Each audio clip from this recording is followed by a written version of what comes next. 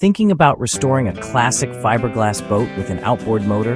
It can be a rewarding challenge, but only if you know where to look for reliable help. In this video, I'll walk you through the top go-to sources for expert advice, parts, manuals, and communities. Hit that subscribe button now if you want real, no-frills info about boating, outboards, and restoration. One of the most active forums for classic boat restoration has a massive archive of threads about fiberglass repair, paint, gel coat, transom rebuilds, and vintage outboards. Real users share hands-on experience with thousands of photos and product links. If you're working with motors from before the 1980s, the Antique Outboard Motor Club is a goldmine. You'll find detailed discussions, classified ads, and repair meetups. Membership gets you into regional chapters and swap meets where parts are available. And over on Reddit, both r/boating and r/outboard are good for quick answers and real-world fixes. Not always a deep dive, but you get multiple opinions fast. Shout out to T-Mike, a legend in the vintage outboard world.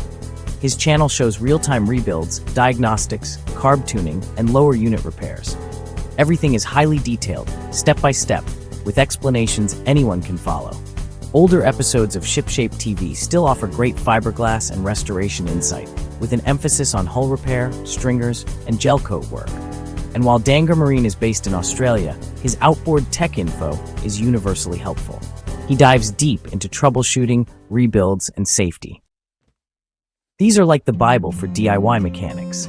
You know, they're available for nearly every outboard make: Johnson, Evinrude, Mercury, and so on.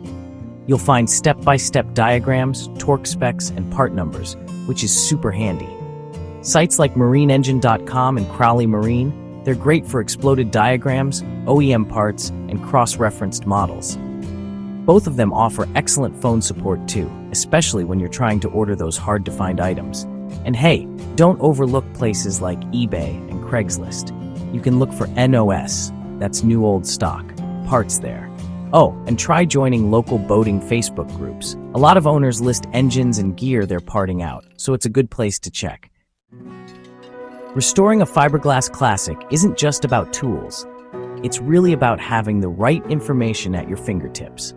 These resources can honestly make or break your project, and they're trusted by hobbyists and pros alike. Got a favorite resource of your own? Drop it in the comments. And don't forget to like and subscribe for more boating restoration content you can count on.